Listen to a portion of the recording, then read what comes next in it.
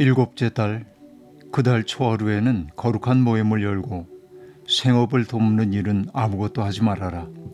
그날은 나팔을 부는 날이다. 같은 달 곧 일곱째 달 열흘날에도 너희는 거룩한 모임을 열고 고행하여라.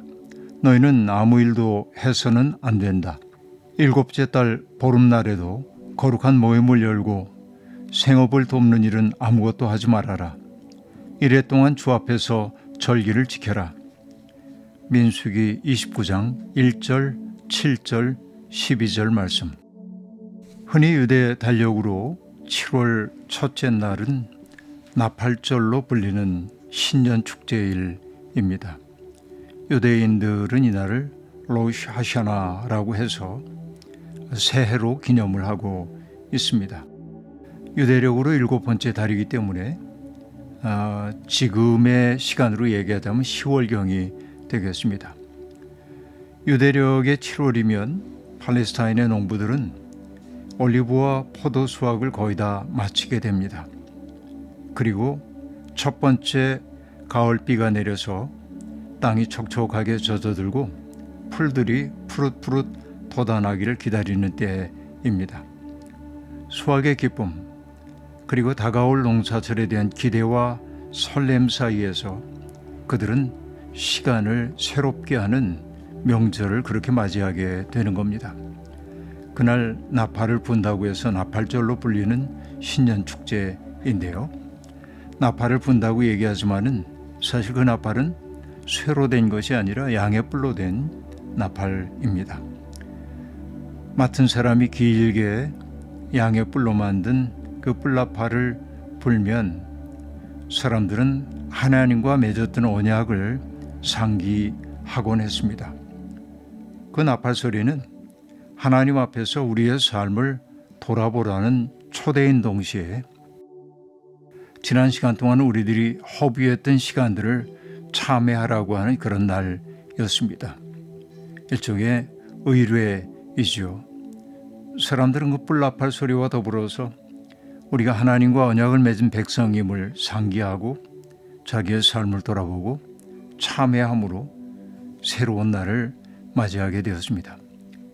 새로움이라고 하는 건 그냥 시간이 다가와 새로운 것이 아니라 바로 언약을 새롭게 기억함을 통하여 새로워진다고 하는 사실, 그리고 자기의 삶을 갱신하고자 하는 의지를 갖고 시작된다고 하는 사실을 이 로시 하샤나 절기는 여실하게 보여주고 있습니다.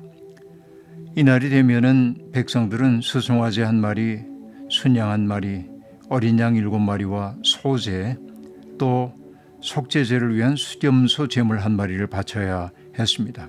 이것이 나팔절입니다. 그 다음에 7절부터 등장하고 있는 이야기는 바로 대속죄일을 가리키고 있는데요. 대속죄일을 욤키푸르라고 얘기합니다.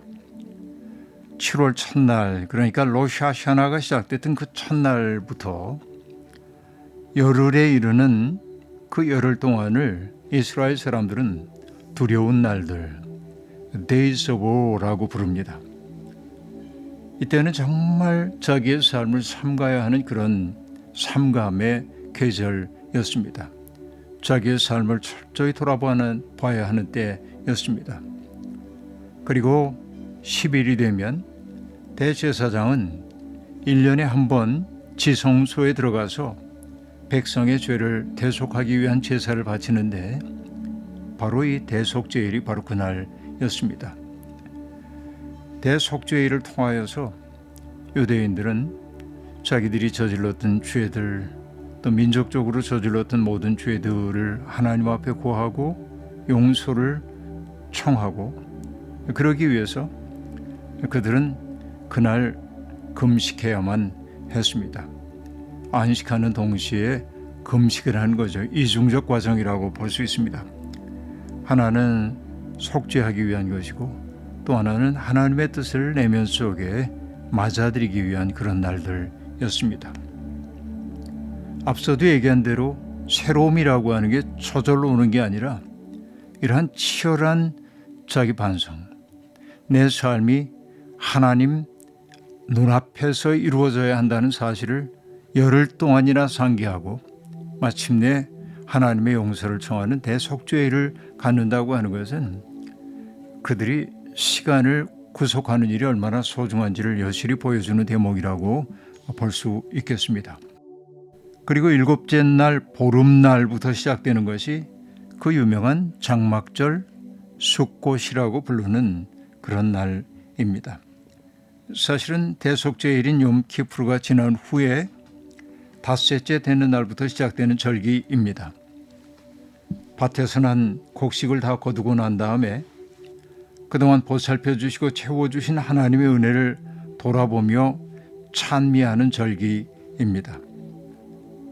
그 기쁨에는 소외되는 사람이 있으면 안 됩니다. 본인들은 물론이고 아들과 딸들, 그리고 남종과 여종, 레위 사람과 떠돌이, 그리고 고아와 과부까지도 즐거워해야 하는 그런 날이기도 합니다. 그리고 이 장막절 수콧이라고 불리는 이 날은 추수감사절이기도 하지만은 애굽 땅에서 선조들을 해방의 길로 이끄신 하나님의 은혜를 되새기는 시간이기도 했습니다. 그래서 유대인들은 자기 집 뒷마당이나 옥상에 수카라고 하는 허름한 초막을 지어놓았습니다. 그 초막은 하늘의 별이 보일 정도로 엉성해야 합니다. 광야 생활을 할 때 그들의 조상들이 얼마나 힘겹게 살았는지를 상기하기 위한 것이죠. 그 첫 번째 마음을 잃어버리지 않도록 하기 위해 수카를 지었고요. 그 허름한 초막을 짓는 일은 솜씨 좋은 어른들만 하는 게 아니라 모든 세대가 동참하여 그 수카를 짓곤 했습니다. 온 가족의 축제였단 말이죠. 잣나무가지로 지붕을 만들고 벽에는 사과와 석류, 포도, 옥수수, 다양한 종류의 꽃으로 장식을 하기도 했습니다. 권고하고 어려운 이 인생길이지만은 그러나 하나님은 때마다 그들에게 필요한 것을 공급해 주는 분임을 이 축제는 그들에게 일깨워주고 있었던 것이죠. 그러나 장막절 혹은 초막절이라고 불리우는 이 숫꽃에서 클라이막스는 뭐냐면 자기들에게 말씀을 주신 하나님을 기억하면서 우리가 말씀을 받은 사람이라고 하는 사실을 상기하는 일에 있다고 그렇게 얘기할 수 있겠습니다.